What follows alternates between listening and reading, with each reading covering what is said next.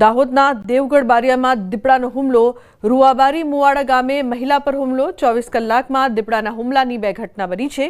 દેવગઢ બારિયા તાલુકાના રૂવાબારી મુવાડા ગામે ખેતી કામ અર્થે ખેતરમાં ગયેલી મહિલા પર દીપડાએ અચાનક હુમલો કર્યો। ઇજાગ્રસ્તોને 108 એમ્બ્યુલન્સ મારફતે દેવગઢ બારિયા સરકારી હોસ્પિટલ ખાતે ખસેડવામાં આવ્યા છે। વન વિભાગને જાણ થતાં આગળની તપાસ હાથ ધરાઈ છે। દાહોદમાં દેવગઢ બારિયામાં દીપડાનો આતંક સામે આવ્યો છે। ઘાટી ફળિયા વિસ્તારમાં દીપડાએ હુમલો કર્યો। બાઇક લઈને જતા યુવક પર દીપડાનો હુમલો। દેવગઢના ડુંગરમાંથી આવેલા દીપડાનો હુમલો। અચાનક દીપડાએ હુમલો કરતા યુવકે બૂમાબૂમ કરતા દીપડો જંગલ તરફ ભાગ્યો।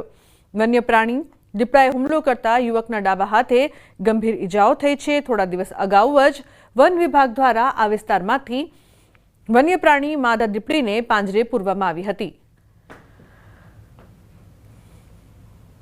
બારિયાથી ઘરે ચેનપુર ગામ જતા રસ્તામાં દીપડાએ હુમલો કર્યો।